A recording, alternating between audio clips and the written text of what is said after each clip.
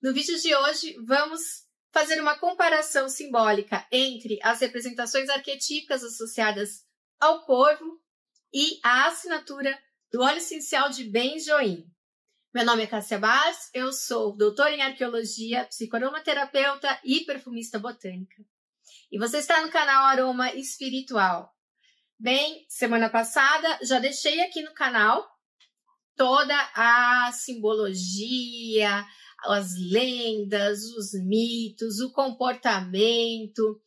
Tá tudo lá no vídeo que fala só sobre o corvo. Procura lá, corvo como animal de poder, que vocês vão ver bem completinho tudo que eu tenho para falar sobre esse animal. E aqui vou só pegar algumas dessas características para a gente poder fazer essa comparação simbólica aqui, né? Então, como eu falo lá no outro vídeo, o corvo, ele é um animal que, primeiro, é extremamente inteligente. Ele é tido como um dos animais mais incríveis em termos de inteligência nesse planeta. Sua inteligência, ela é comparada muitas vezes a uma criança humana de 4 anos, de 3 anos. Ele tem algumas coisas que são muito parecidas com os psitacídeos, por exemplo, com as araras, com os papagaios, em termos de conseguir nos entender, conseguir entender várias palavras, formar palavras, fazer contas, prever o futuro, e outras muitas mais, como fazer ferramentas e agir de formas incríveis. Eu dou vários exemplos no outro vídeo. Fazer coisas como roubar cartões de crédito das pessoas, enfiar na máquina de cartão de crédito para ver o que está saindo de lá, simplesmente porque eles são curiosos. Roubar velas acesas, pequenas lamparinas acesas e conseguir apagar esse fogo porque eles querem comer o algodãozinho do pavio. Coisas assim, fora da caixinha. Esse bicho, quando a gente fala que ele é inteligente, no dia seguinte tem mais um artigo falando que, pelo amor de Deus, ele é mais inteligente ainda do que a gente pensava que ele é. Então, ele é um animal que observa muito o ambiente dele.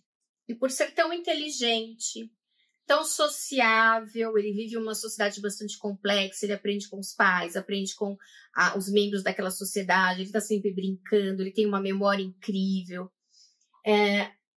Por todos esses aspectos, ele foi capaz de se espalhar pelo mundo inteiro quase. Ele só não se espalhou aqui pela América do Sul, porque ele prefere climas mais amenos. Então, nos outros continentes, ele encontrou condições melhores climáticas para ele. Mas ele realmente é um animal que se adapta a muitas coisas e que observa muitas coisas. E que é por causa dele, principalmente, para vocês terem uma ideia, que foram criados os espantalhos nas plantações, que em inglês são chamados de scarecrow, ou seja, espanta-corvo. Porque eles são muito inteligentes e nada espanta esse bicho e ninguém sabe o que fazer para esse bicho não roubar a plantação, não roubar nossas coisas, não roubar nossas velas acesas.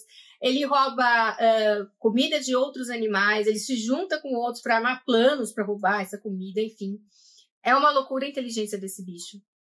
Então, isso é um aspecto muito importante para a formação dos outros mitos. Ao longo, né, de todo o globo terrestre, ao longo do tempo, em diversas culturas, nós vamos ver algumas características ligadas a esse animal que estão marcadas no nosso inconsciente coletivo e que se apresentam de formas diversas nas representações arquetípicas que a gente vê em diversos mitos, mitologias e lendas. A primeira delas é a inteligência. O corvo ele é visto como um trickster, ou seja, como uma entidade que é incontrolável. A gente não consegue controlar alguém tão inteligente. Então, a gente vai ver, por exemplo, que o deus Apolo manda ele fazer alguma coisa, ele volta com uma historinha que ele contou porque ele parou para fazer outra coisa e não conseguiu fazer.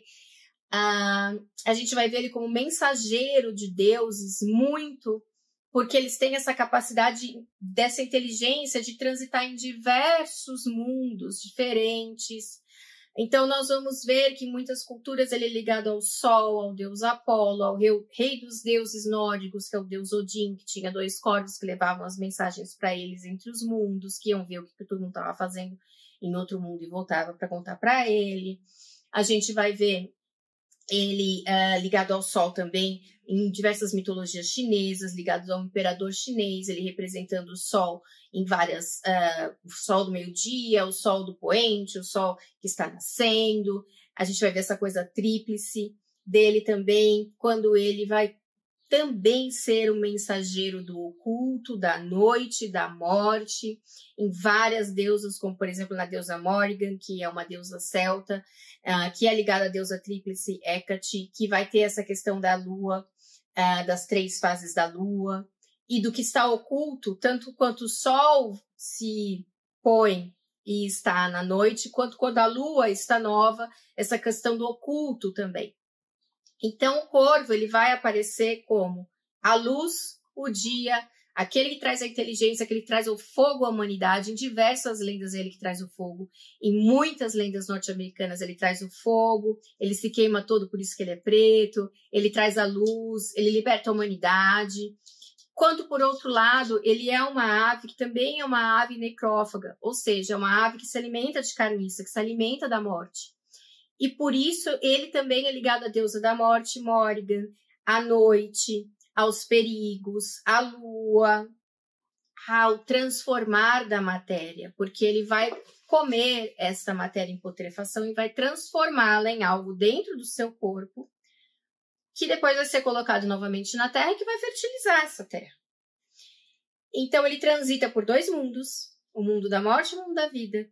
Ele é a morte e a vida, ele é aquele que anuncia se você vai morrer ou se anuncia que vai te trazer a salvação da morte, porque ele está sempre ligado a essa questão da morte, ele está sempre sobrevoando os campos de batalha, então por isso ele é ligado a deuses da batalha, deuses que lidam com essa questão.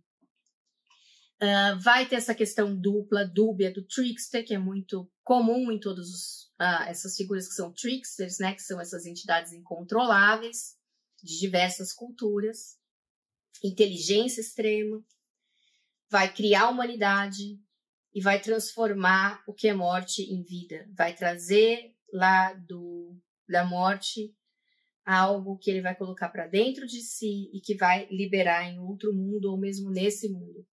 E por isso, na alquimia medieval e da antiguidade, aparecem inúmeras imagens de corvos em manuscritos alquímicos, em livros que são feitos só de imagens de alquimia, por exemplo, o Rosário Philosophorum.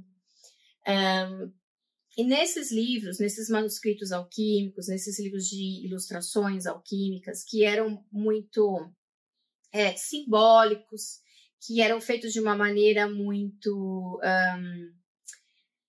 difícil de alguém que não entendia nada conseguir saber que aquilo era algo sobre alquimia, porque era tudo muito oculto, era tudo muito velado, né? Era para poucas pessoas, era uma época difícil, na qual a informação não podia ser assim muito divulgada, né?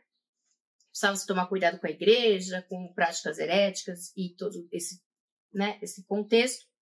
Nestes livros de alquimia, existem muitas imagens de corvos. Por quê? Porque o corvo, por ser o símbolo da transformação, o símbolo daquele que lida com a morte, que a transforma, era ligado ao nigredo. O nigredo é uma fase da alquimia na qual o alquimista ou a alquimista iniciava no seu vaso alquímico os processos que iam levá-la à transformação em ouro, a chegar na pedra filosofal, ou qualquer outra grande transformação que, na verdade, simbolizava a transformação do nosso próprio espírito, da nossa própria psique.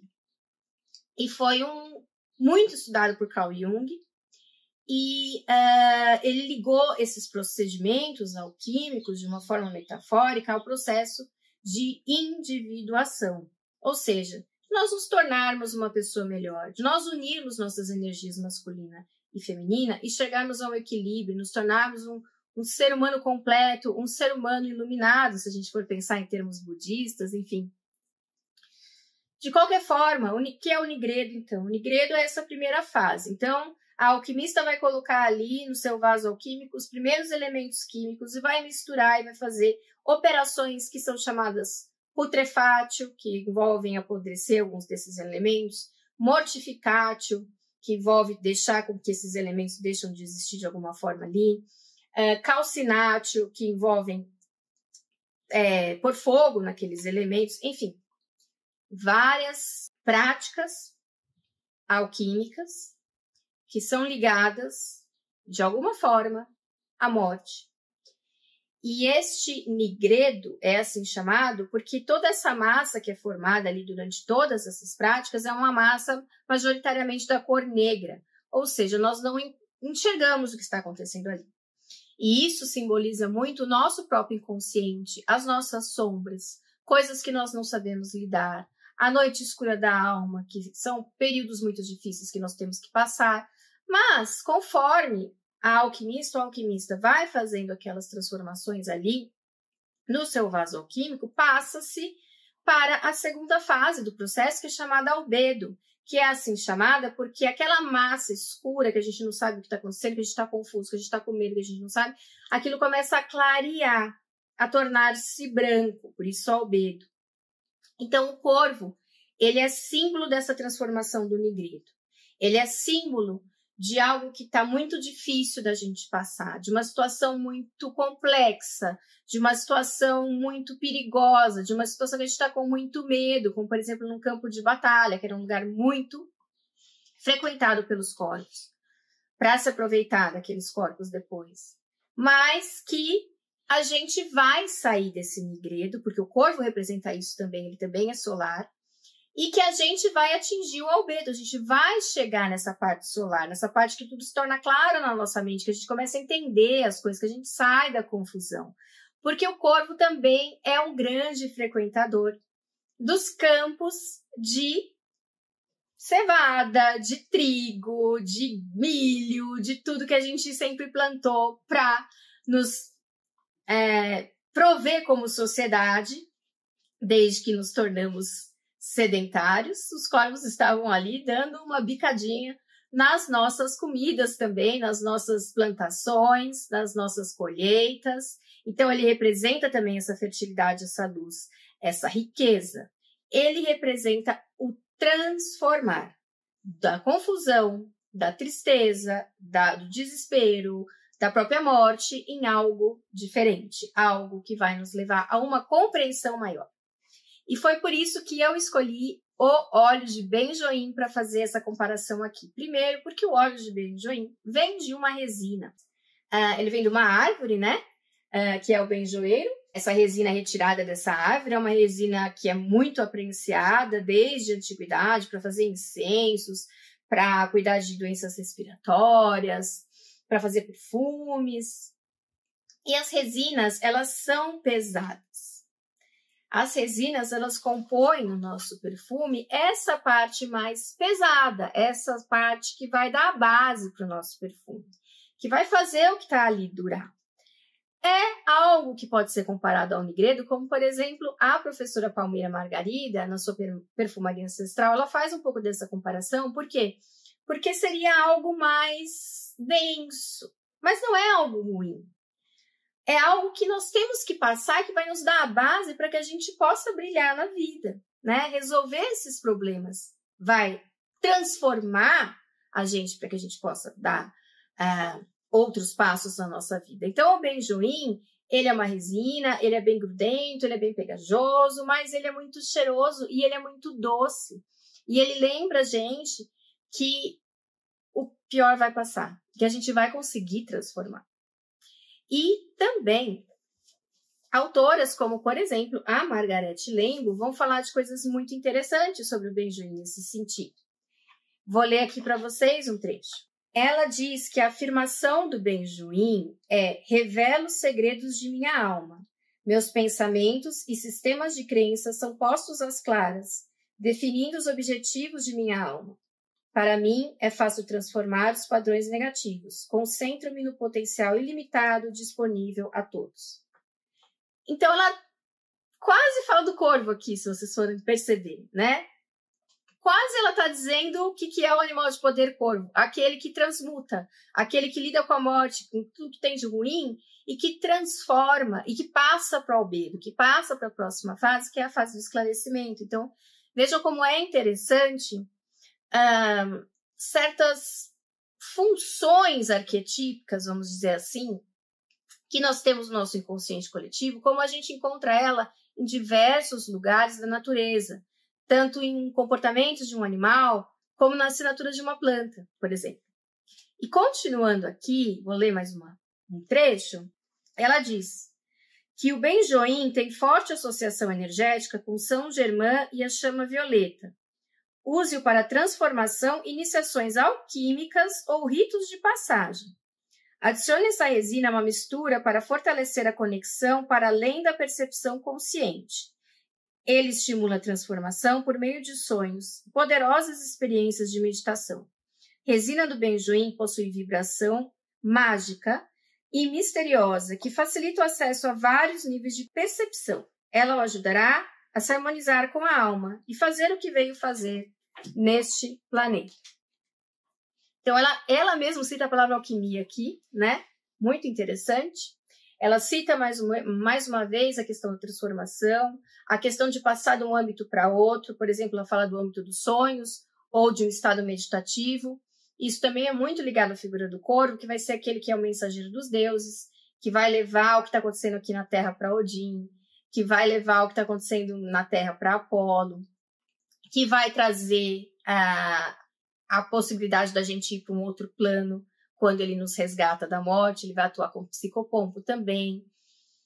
Então, fica aí a dica de usar o benjoim, o óleo essencial de benjoim, para esses momentos, que são momentos de transformação profunda.